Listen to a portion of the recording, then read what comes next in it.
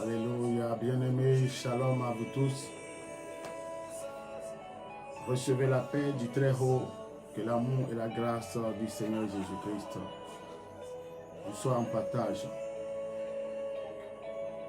Bienvenue à ce divin rendez-vous, ce programme d'excellence, ce programme d'élévation, de délivrance d'esprit, de la capture des révélations. Soyez bénis, commencez par partager déjà la vidéo. Commencez par sonner l'alerte. Envoyez aux amis des liens, ce lien de vidéo. Envoyez, commencez à rentrer dans vos différents groupes. Et partagez déjà, partagez. Celui qui le fait est béni, est doublement béni. Autant que vous le faites, vous serez autant béni. Car la Bible déclare que l'amour parle du partage. Celui qui a en lui l'amour de Dieu, il n'est pas avare, il partage. Il aime partager son pain, il aime partager ses bénédictions. Il invite, il n'aimerait pas garder les bonnes choses pour lui-même. Il va toujours vouloir donner quelque chose à son ami, à son voisin. Commencez par partager, il est important. Il est important, nous sommes à notre énième catégorie de personnes qui doivent nous aider à accomplir notre destinée. Nul ne peut se passer de son frère bien-aimé. Vous aurez besoin de quelqu'un qui pourra vous servir, qui pourra vous donner des informations, des renseignements.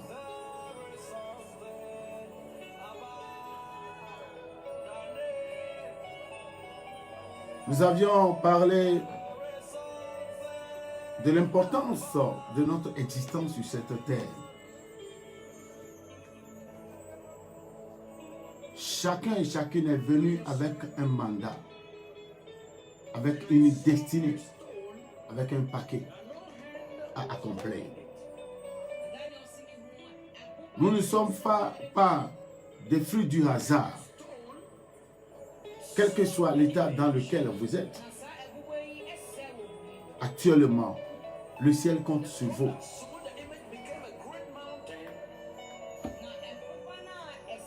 Romains chapitre 8, verset 19 déclare qu'à la création tout entière attend avec un ardent désir la révélation, la manifestation des fils de Dieu.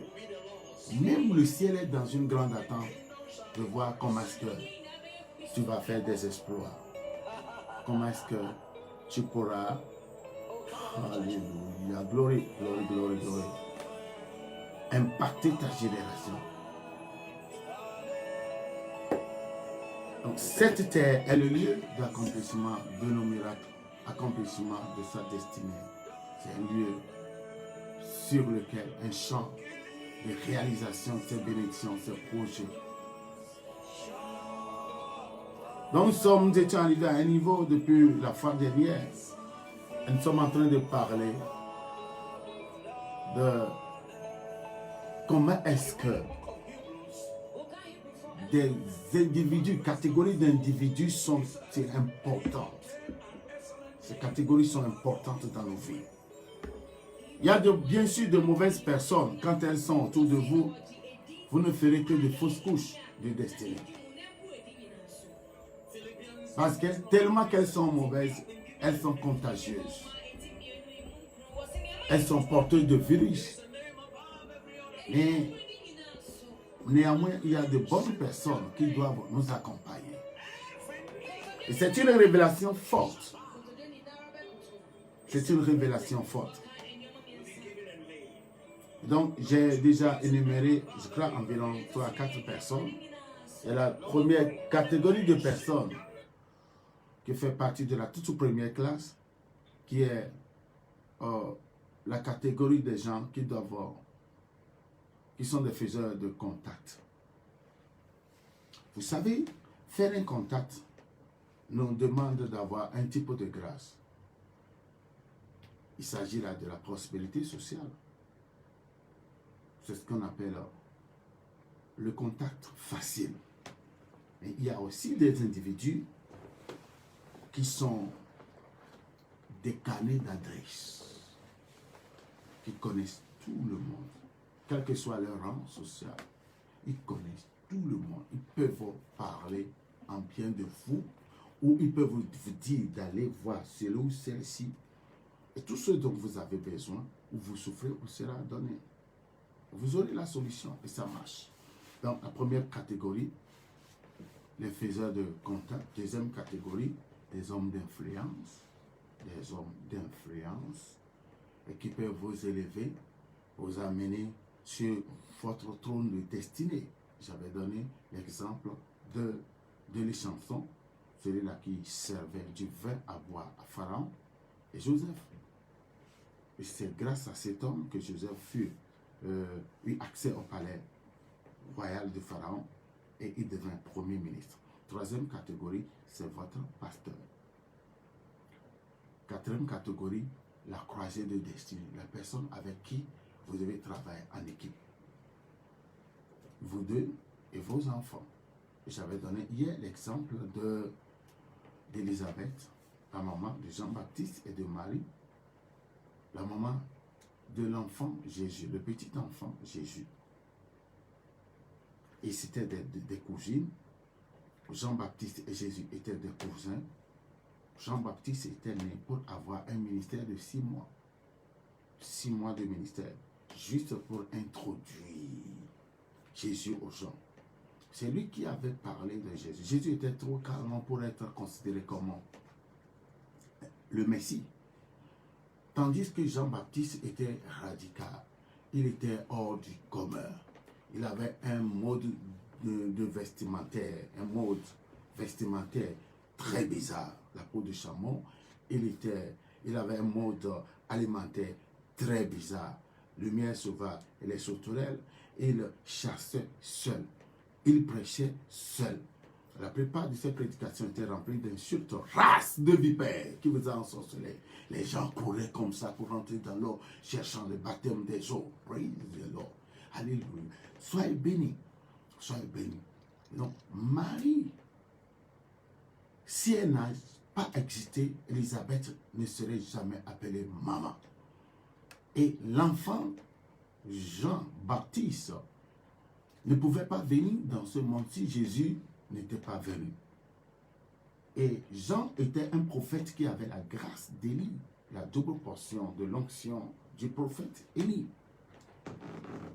La double portion de l'onction du prophète Élie. Juste pour accomplir ce ministère, il a dit, on a envoyé des gens depuis Jérusalem, une forte délégation qui était allée le voir. Et pour lui poser la question, de leur dire exactement qui était-il. Hier, je n'avais pas eu le temps de vous donner ces détails. Pour lui poser la question, de leur dire qui était-il. C'était très sérieux. Et vous allez écouter ce que Jean a dit, donné comme réponse.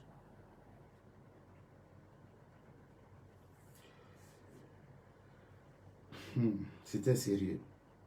Nous sommes dans Jean chapitre 1 à partir du verset 19. Voici le témoin de Jean lorsque les Juifs envoyaient de Jérusalem des sacrificateurs et des Lévites pour lui demander, toi, qui es-tu? Toi, qui es-tu? Toi, qui es-tu? Cette formule n'est pas respectueuse. toi, qui es-tu?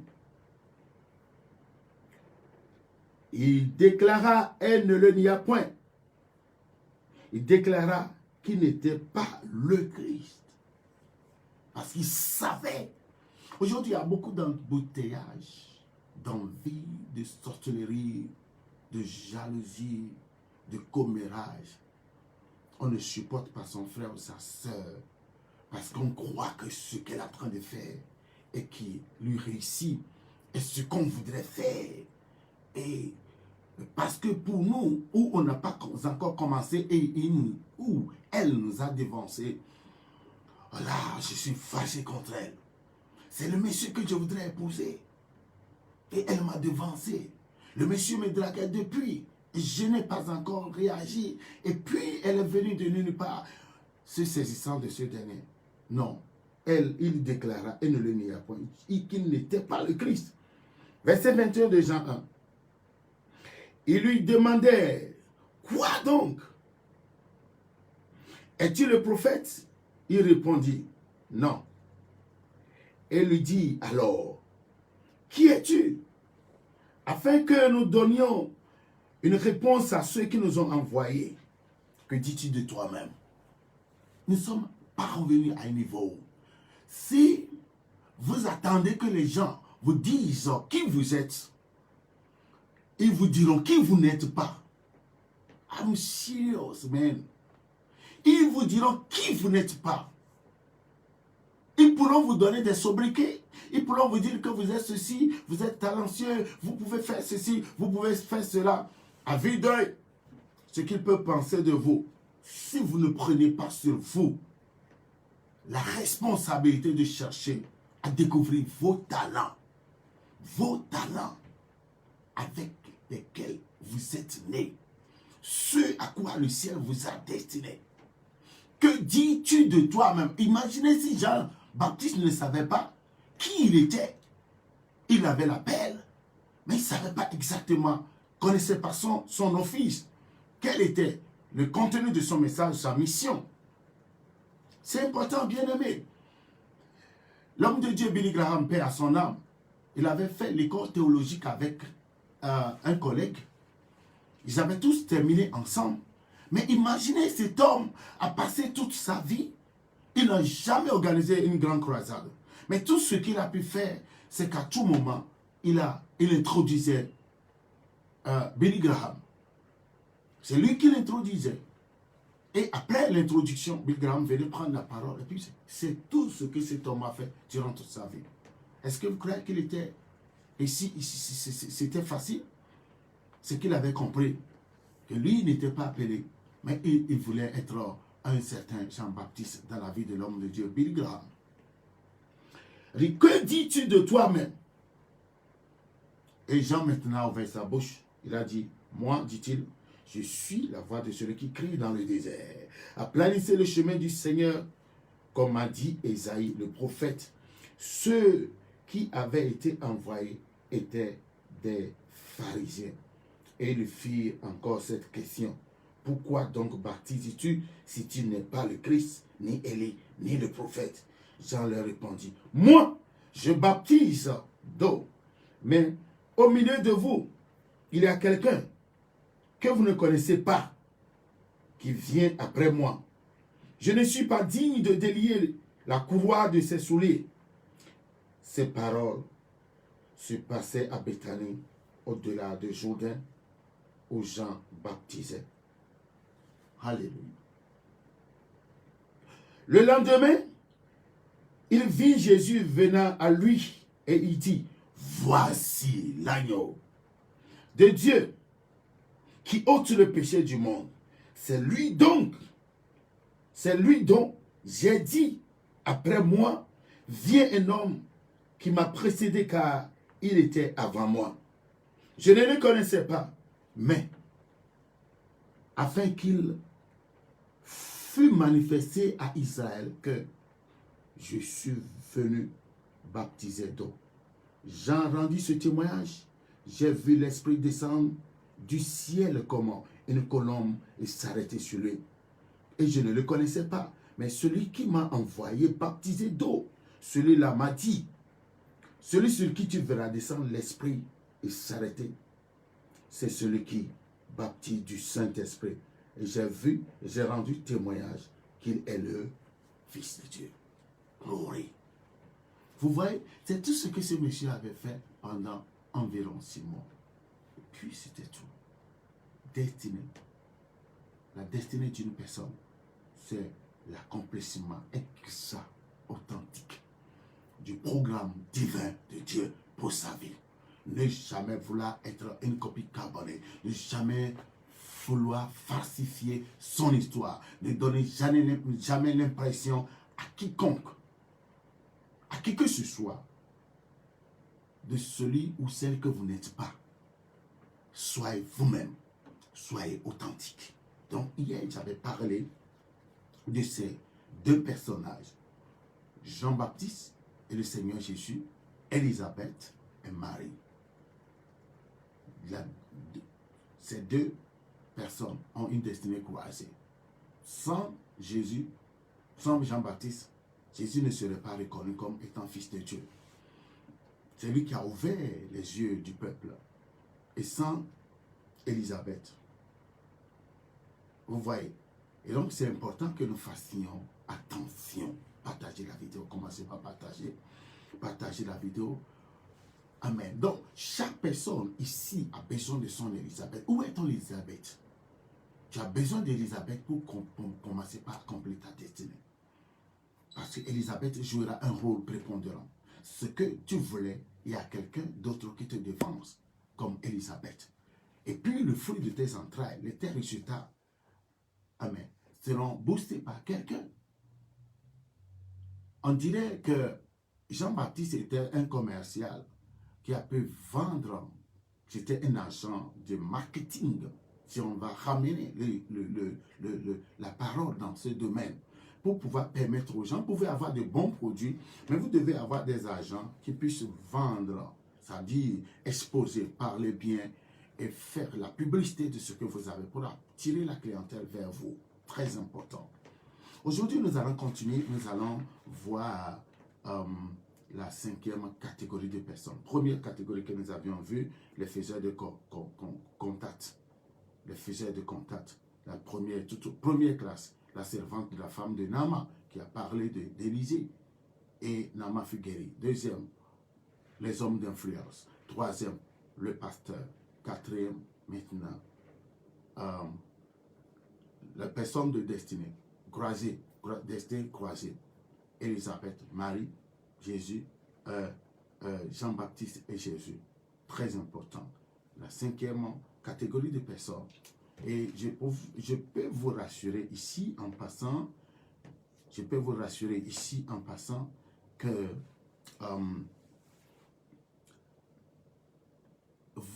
ce n'est pas vous qui aviez choisi ces personnes. C'est quand Dieu vous établissait.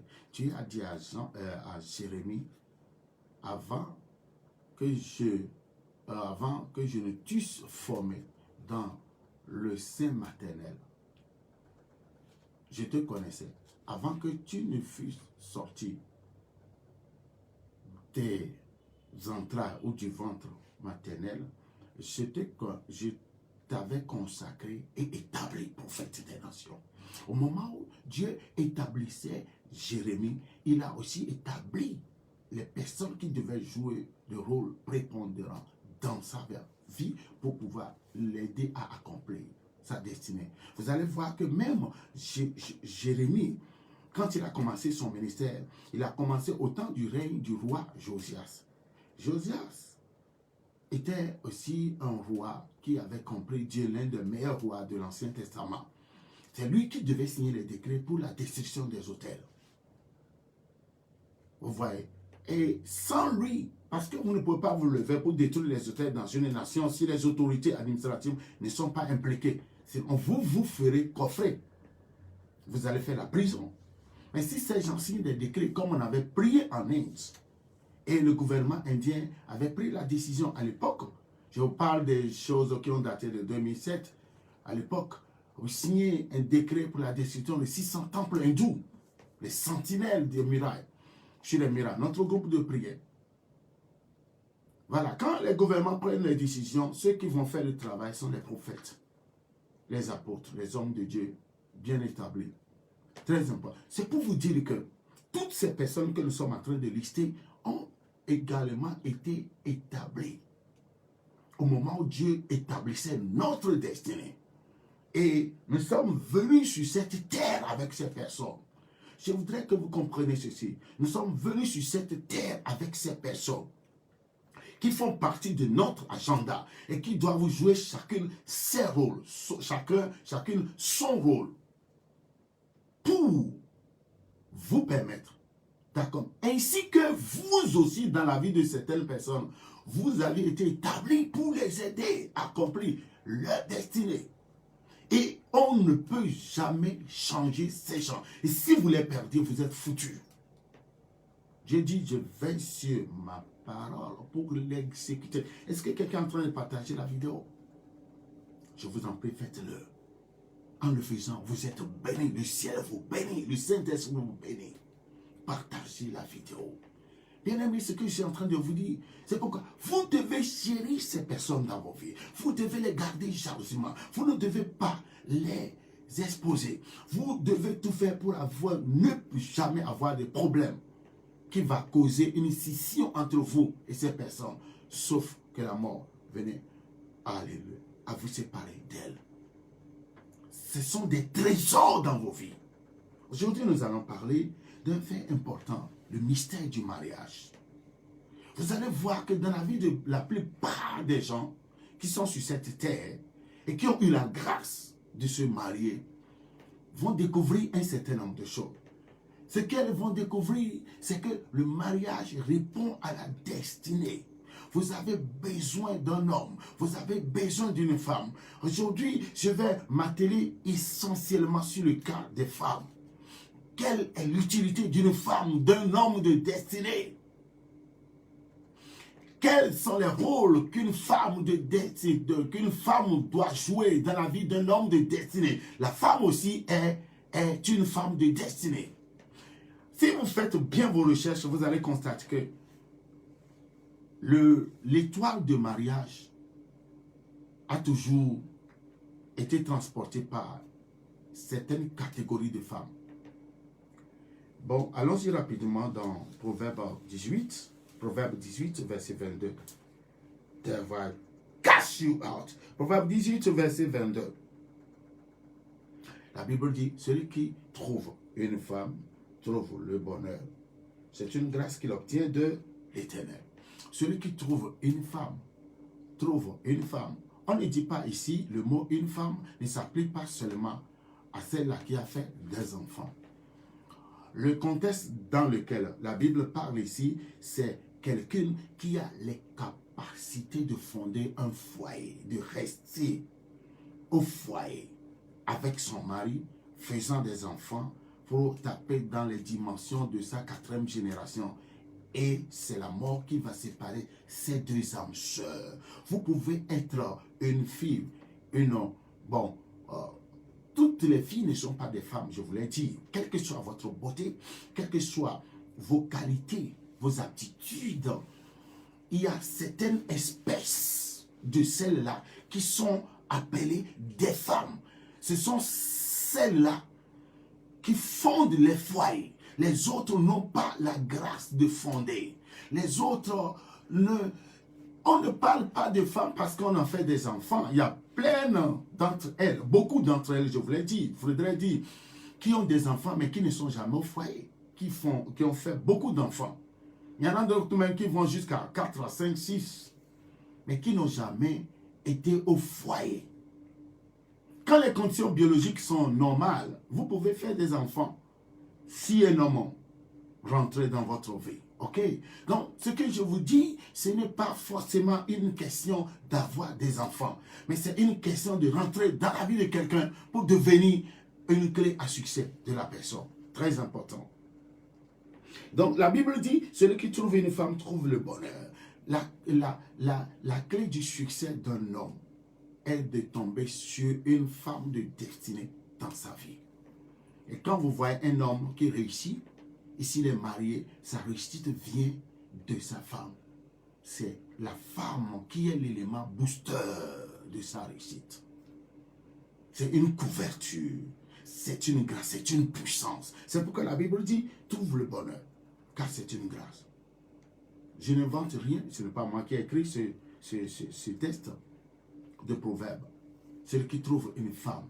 Donc, la 5e catégorie de personnes dans votre vie, si vous êtes un homme, c'est qu'il vous faut une véritable femme. C'est-à-dire, le mot véritable met une emphase sur la réelle, la vraie personne de votre destinée, comme compagne. La vraie personne de votre destinée, comme compagne. Elle est très importante. Dieu dit que l'homme aime sa femme, le mari aime sa femme, et que la femme soit soumise à son mari. L'homme doit aimer, et c'est un art à apprendre. La femme doit se soumettre. Nous n'allons pas parler de la soumission d'une manière littéraire, mais je voudrais aller dans une autre dimension. Elle doit respecter son mari, elle doit savoir lui parler en public, traiter avec lui en public, le respecter. C'est tout. Mais au-delà de ça, il y a quelque chose. Aimer sa femme veut dire quoi? Qu'est-ce que cela veut dire? Aimer sa femme. Si ça doit marcher, parce que cette 5e catégorie de personnes, si vous ne savez pas bien jouer la carte, ça va accrocher. Votre avion fera un atterrissage forcé. Et ça vous créera des plaies indélébiles, des plaies incurables. Des plaies incurables.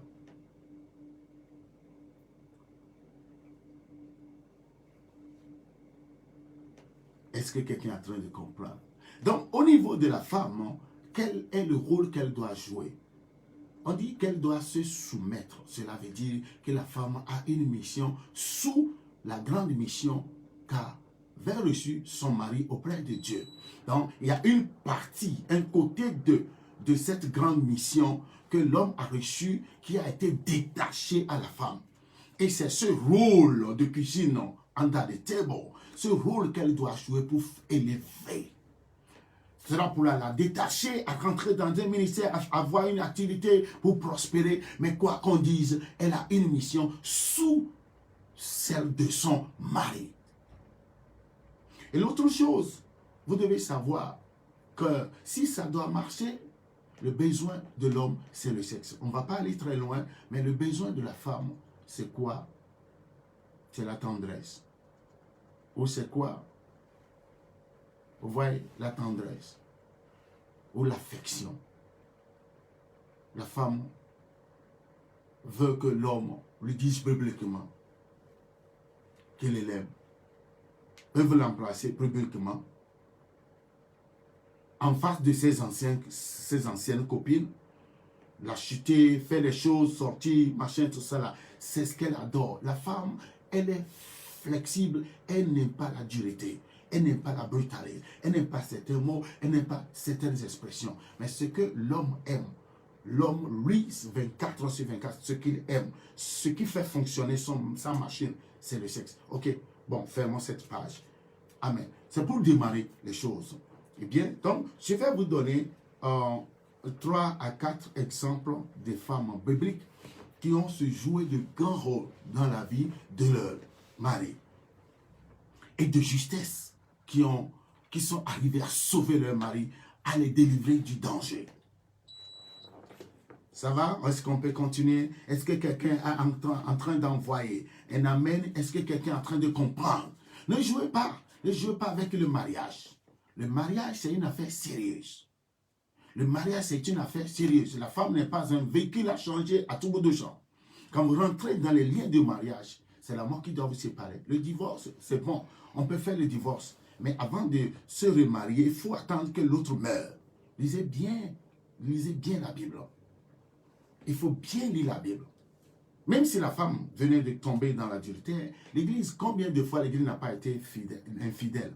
Mais Jésus ne nous a jamais reniés. Donc, je ne vais pas aller dans ce domaine. Mais laissez-moi vous dire que si vous suivez le train de ce monde, vous rentrez dans ce pétrin, vous allez voir votre vie rapidement dans la fourrière, dans une poubelle, sur un dépotoir. Et c'est ce qui va vous mettre.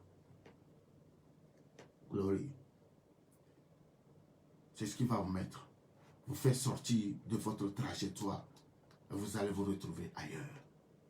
Premier exemple de la Bible que je vais vous donner, et allons-y rapidement dans Genèse, c'est Rebecca. Rebecca, vous la connaissez, c'est la maman des frères jumeaux, Isaü et Jacob. Rebecca, dans Genèse. Et à la naissance, il y avait une prophétie. Suivez très bien. La prophétie a été dite aux parents. Il y avait ce monsieur qui était Isaac. Nous sommes dans Genèse 26. Suivez-moi très bien. Genèse 26, verset 1.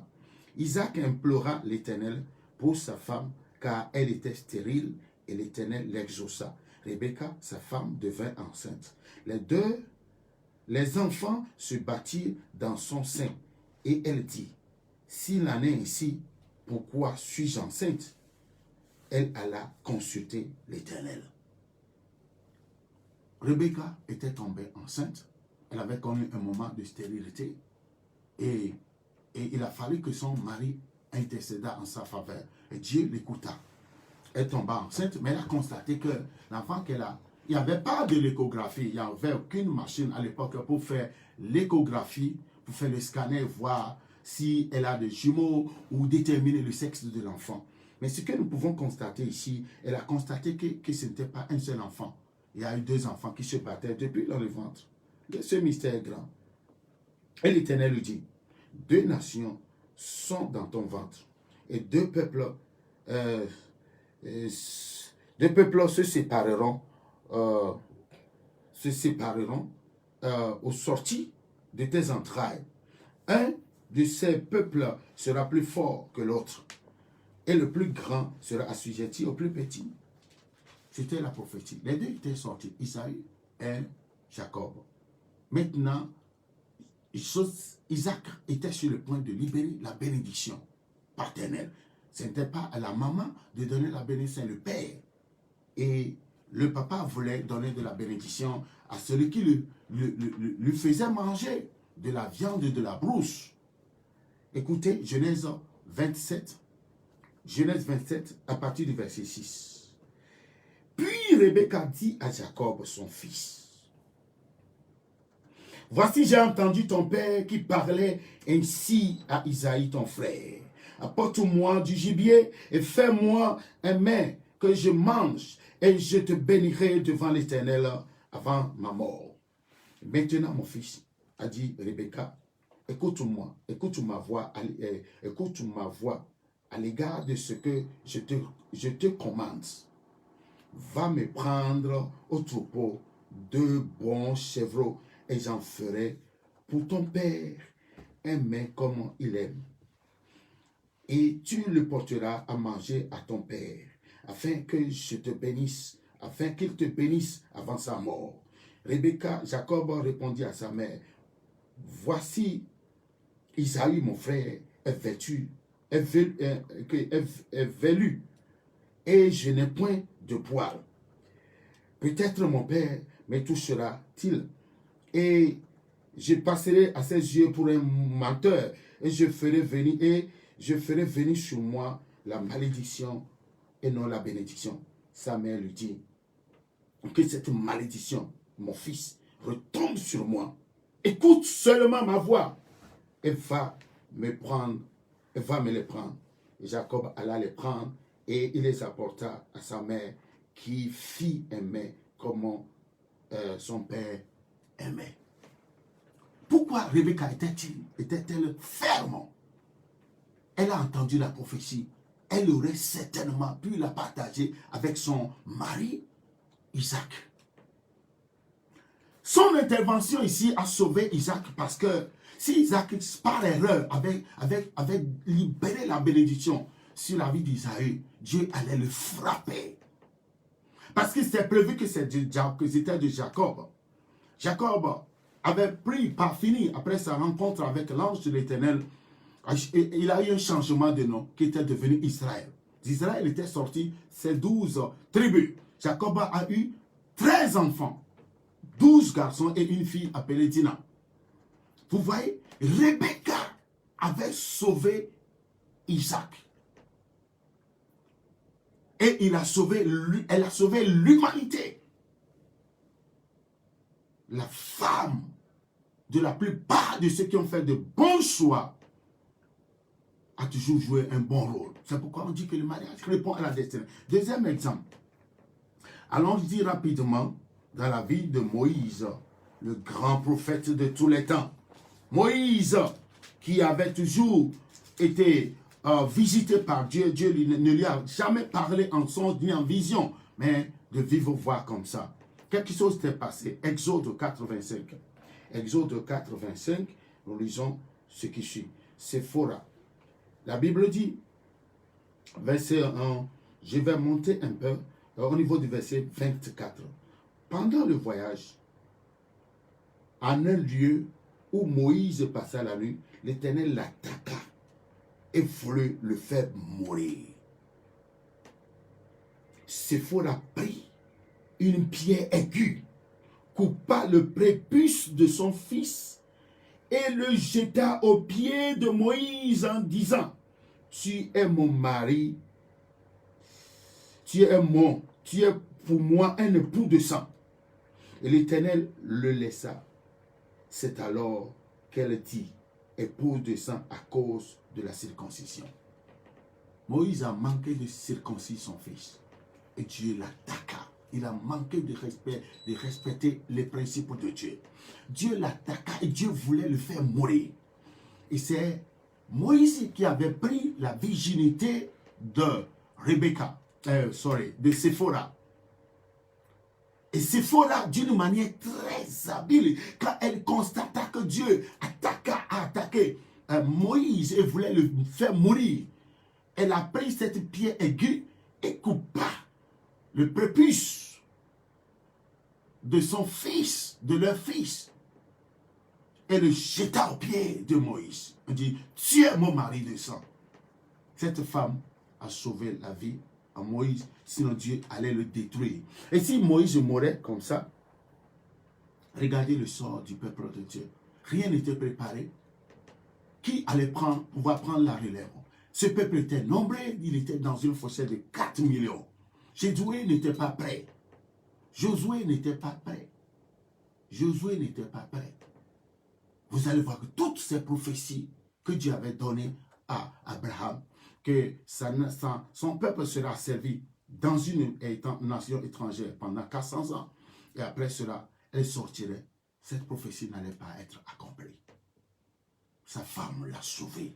Vous avez besoin d'une telle femme. Et il faut qu'on donne l'opportunité aux femmes d'exhiber, d'extérioriser, d'accoucher, enfanter leur grâce auprès de leur mari. Si vous voulez réussir, vous avez besoin de cette espèce de personne, qui est la 5e catégorie. Un autre exemple de la Bible que je voudrais vous donner est celle de Déborah, une femme très dynamique, une juge en Israël.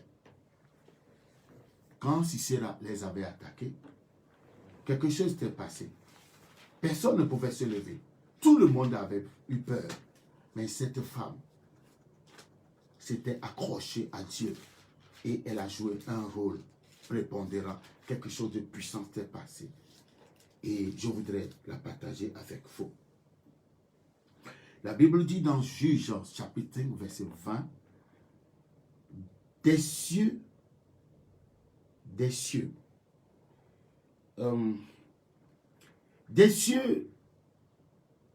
ont combattu.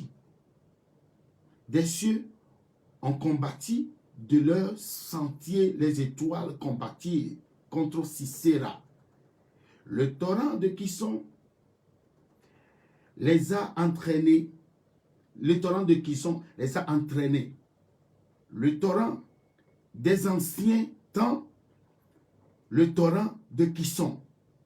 Mon âme foule aux pieds les héros. Alors, les talons des chevaux retentirent à la fuite précipitée de leurs guerriers. Maudissez Méroz, dit l'ange de l'Éternel. Maudissez, maudissez ses habitants, car il ne vint pas au secours de l'Éternel. Au secours de l'Éternel parmi les hommes vaillants. Béni soit entre les femmes Jaël, femme de Héber, le Hénien. Béni soit-elle entre les femmes qui habitent sous les tentes. Il demanda de l'eau et elle a donné du lait. De la coupe d'honneur, elle a présenté de la crème. D'une main, elle a saisi le pieu et de sa droite le manteau des travailleurs. Elle a frappé Sisera, elle lui a fendu la tête. Fracassé et transpercé la trempe. Au pied de Jaël, il s'est abaissé, il est tombé et s'est accouché. À ses pieds, il s'est affaissé et il est tombé. Là où il s'est affaissé, là, il est tombé sans vie. Par la fenêtre, à travers le treillis, la mère de Sisera regarda et s'écria, pourquoi son char tarde-t-il à venir? Pourquoi ces chars vont-ils si lentement? Les plus sages d'entre les femmes lui répondirent, et elle se répand à elle-même. Ne trouve-t-il pas du butin? Ne le partage-t-il pas? Une jeune fille, 2 jeunes filles par homme. Du butin en vêtements de couleur pour Sisera. Du butin en vêtements de couleur brodé. Un vêtement de couleur, 2 vêtements brodés pour le cou de vainqueur. Périssent ainsi tous les ennemis, ô Éternel. Ceux qui l'aiment sont comme le soleil, comme il paraît dans sa force. Le pays fut en repos pendant 40 ans. Qui a joué ce rôle? Si vous lisez bien, c'était une dame qu'on appelle Déborah. Lisez bien à partir du chapitre 4, vous allez voir cette dame, même dès le début, en ce jour-là, Déborah chanta ce cantique avec Barak, fils de Abianam. Des fils se sont mis à la tête du peuple en Israël. Et le peuple s'est nommé prêt à combattre. Bénissez-en l'Éternel. Roi, écoutez. Prince, prêtez l'oreille. Je chanterai, oui, je chanterai à l'Éternel. Je chanterai à l'Éternel, le Dieu d'Israël. Ô Éternel, quand tu sortiras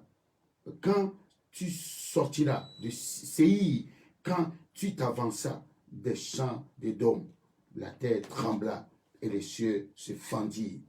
Et les nuées se fendirent en eau. Les montagnes s'ébranlèrent devant l'Éternel. Et Sinaï devant l'Éternel, le Dieu d'Israël. Donc ça a commencé comme ça. Déborah avait pris le devant. Sisera les avait attaqués. Et cette dame très prophétique avait utilisé les étoiles, le combat des étoiles. On dit les étoiles combattirent.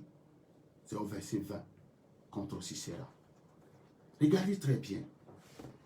Aujourd'hui, nous devons comprendre, même dans le ministère de Jésus, n'eût été Marie de Magdala, personne ne saurait que Jésus est ressuscité. Les disciples étaient cachés. C'est elle qui était allée annoncer la résurrection de Jésus. Et Jean et Pierre, qui étaient empressés, ils ont couru pour aller constater les faits. Et c'était vrai. Et c'était vrai. Pourquoi ne pas célébrer les femmes? La femme est la 4e, 5e catégorie de personnes faisant partie des bienfaiteurs divins dans nos vies. Si vous voulez aller loin, ne jouez pas avec votre mari. Si vous n'êtes pas encore marié, ne jouez pas avec ça. Prenez bien votre temps pour choisir la bonne personne de votre destin. Si vous êtes déjà dans les liens de mariage, apprenez.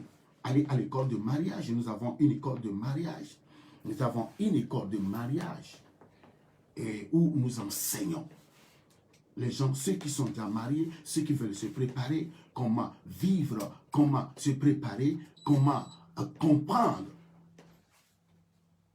la psychologie de la femme pour pouvoir l'amener à faire ressortir le meilleur d'elle-même.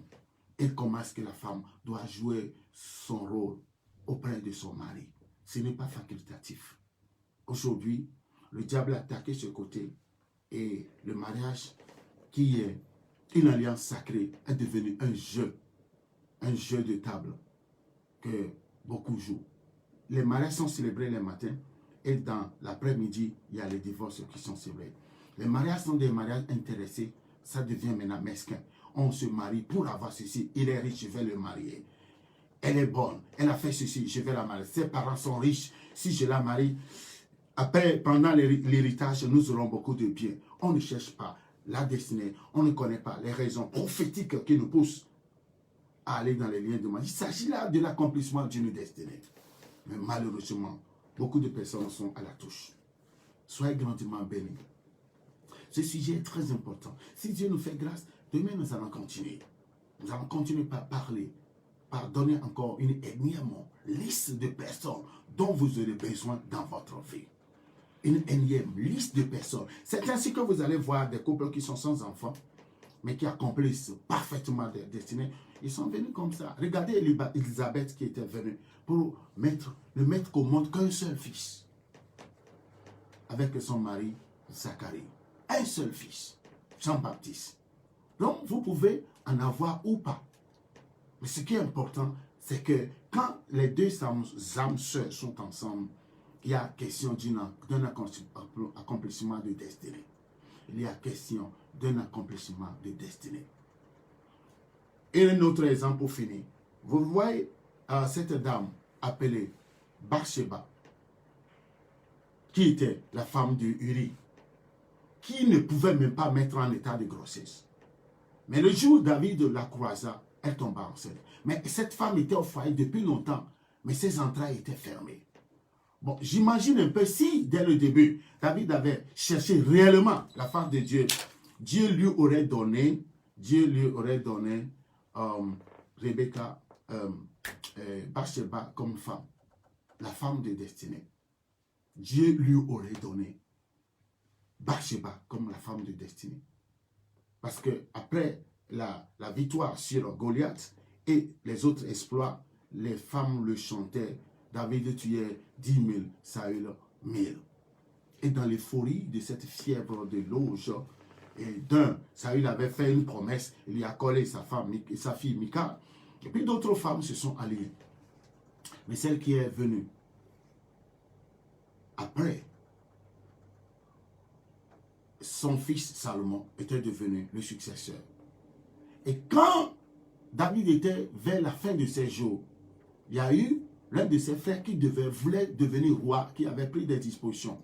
Lorsque l'un des prophètes était allé dire à David que voilà ce qui se passait, en passant par Bathsheba, Bathsheba était allé dire à David, n'est-ce pas toi qui as dit que Salomon serait ton successeur? N'eût été elle, certainement Salomon ne serait pas devenu le successeur. Parce que David n'était plus au courant de rien. Et ils seront tous surpris. C'est important. Ici, nous voyons cette dame qui a joué un rôle prépondérant dans la vie de son fils.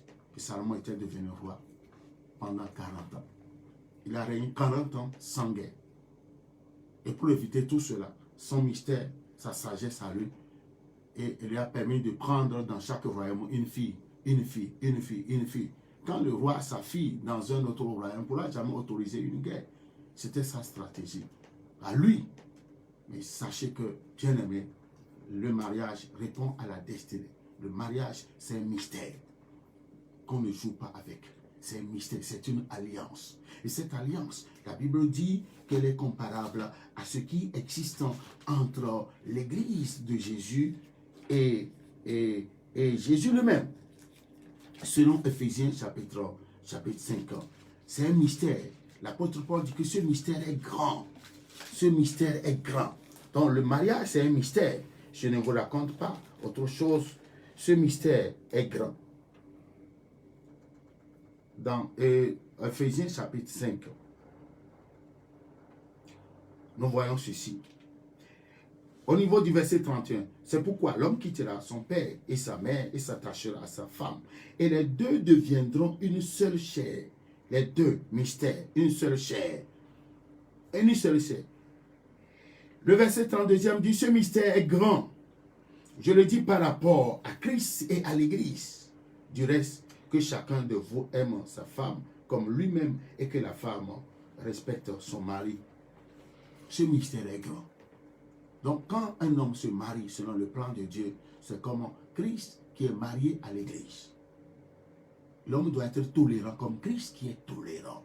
L'Église aujourd'hui a déconné. L'Église a échoué. L'Église, après 2021 ans d'existence, qui n'est même pas en mesure d'avoir 3 milliards d'âmes, elle a échoué. Mais Jésus continue toujours pas l'aimer. Jésus continue toujours pas à compter sur elle. Mais ne voyons pas les défauts de nos femmes pour les lâcher. Ne considérons pas les erreurs. Aidons-les à faire ressortir le meilleur d'elles-mêmes, afin qu'elles puissent nous aider. La femme a un esprit plus mature que celui de l'homme. Si vous ne me croyez pas, prenez vos enfants, ceux qui ont les premiers fils, les premiers enfants qui est un garçon, le deuxième qui est une fille, ou le troisième enfant qui est une fille, par rapport au garçon aîné. Vous allez voir la réaction. Étudiez bien vos enfants. Très important. L'esprit de la femme est plus mature que celui de l'homme. Très important. La femme aperçoit très vite le danger de loin que l'homme. La femme a un certain nombre de sagesse. La femme est plus courageuse que l'homme. Je vous fais ressortir ces aspects. Sinon, comment se fait qu'une seule personne, Marie, pouvait aller seule de nuit, très tôt le matin, pour aller oindre le corps de Jésus. Et quand elle a constaté la disparition, elle a vu Jésus, mais ne le reconnaissant pas, elle croyait que c'était le gardien. Elle dit, où l'aviez-vous mis? Montrez-le-moi, afin que j'aille le chercher. Quelle force elle a pour prendre un cadavre et prendre le corps? Quelle bravoure! Nous devons les célébrer. Nous devons les célébrer. Ce sont des espèces rares. Mais elles ne sont pas toutes. Elles n'ont pas toute cette grâce. Celles qui sont les femmes qui peuvent rentrer au foyer. Elles sont différentes de celles-là qui ne peuvent pas fonder de foyer. Mais qui ont toutes les qualités, qui ont réussi, qui ont des jets privés. Je vous parle des espèces rares. Soyez bénis, que Dieu vous amène dans cette catégorie. Vous êtes nés pour rentrer dans la vie de la personne. La côte de qui vous étiez. De qui vous êtes. Le diable a tout déformé aujourd'hui. Mais comprenez que, selon notre liste, la femme fait partie de la 5e catégorie de personnes. 5e catégorie de personnes. Et ce sont des choses à ne pas, des personnes à ne pas remplacer. Ce ne sont pas des objets à remplacer, ni des véhicules à changer. C'est la mort qui doit vous séparer, qui doit nous séparer de nos partenaires, des destinées. Soyez bénis, Père Céleste. Merci pour ce temps de partage. Merci pour tout ce que tu viens de nous révéler. Merci de nous ramener encore à l'étape originelle. Avec toutes les considérations au mariage. Toutes les considérations à cette alliance sacrée. Qui aujourd'hui est bafouée. Qui aujourd'hui qui ne vaut plus rien. Et que même avant le mariage, il n'y a plus de respect. Les jeunes se voutent dans la fornication. Ils sont là. La plupart des mariages, ils sont des mariages faits avec des fœtus, des embryons dans les seins maternels. D'autres même au fond, il y a des gaines qui sont attachées. Et 6 mois après le mariage, la femme accouche. Un enfant qui n'est pas prématuré, mais qui a plus même vieilli qu'un enfant de 9 mois. Ces aberrations, ces choses, ces abominations qui se commettent aujourd'hui sont une profanation. Seigneur, aie pitié de nous. Et sauve la jeunesse d'aujourd'hui. Sauve les foyers qui sont en difficulté. Et ces difficultés qui nous disent que ce n'est pas le choix de Dieu. Alors que c'est une question d'ignorance. Les deux partenaires ne connaissant pas les rôles que chacun doit jouer envers l'autre. Je vous annonce que bientôt, ma femme et moi allons commencer ce ministère, un programme concernant les couples. Vous allez voir, nous allons tous ensemble apprendre. Que le Seigneur vous garde. par sa grâce, demain à 14 heures, nous allons continuer notre série d'enseignements. Mais cette nuit, à partir de minuit, notre veillée de plus que vainqueurs. La veille de plus que vainqueurs. Nous faisons ce programme pour aider quelqu'un, ceux qui ne peuvent pas prier pendant la nuit. Si on a parlé de l'homme de Dieu, notre grand-père dans la foi, Idahosa, qui a sauvé le Nigeria, si cet homme n'était pas vite mort, ce que le Nigeria est devenu le seul État fédéral de l'Afrique. C'est ce champ de théâtre de n'importe quel carnage. Si cet homme était encore vivant, ces choses n'allaient pas se passer. Aujourd'hui, tout le monde pense à mon église, mon église, mon église. Cet homme, qu'est-ce qu'il avait rendu fort, puissant? C'était le travail de nuit. Le travail de nuit qu'il avait fait. Il marchait dans sa cité, Benin City, et il avait détrôné les forces infernales. Et puis, personnellement, il a pu prier de toutes les nuits, de minuit à 3 heures, pendant 26 ans de son existence. Si nous prions pendant les nuits, ça nous renforce, ça nous bâtit. Et puis, les démons qui travaillent, qui attaquent les autres, les gens pendant les nuits, pendant qu'ils seront en train de, les autres sont en train d'attaquer, vous êtes à pied d'eux. Vous êtes en train de prier. Ils ne pourront pas s'approcher de vous. C'est pourquoi nous avons ce deuxième programme de nuit. Je vous en prie, ne paraissez pas. Soyez connectés cette nuit. Soyez connectés cette nuit à notre veillée de prière, la veillée des plus que vainqueurs. La veillée des plus que vainqueurs. Je vais donner une petite exhortation et donner beaucoup de requêtes de prière. Chaque requête sera appuyée par 1 ou 2 versets. Et ensemble, nous allons prier. Vous allez voir que votre vie ne sera plus jamais la même. Shalom à vous tous. Soyez bénis. Une femme comme. Bless you all. Amen.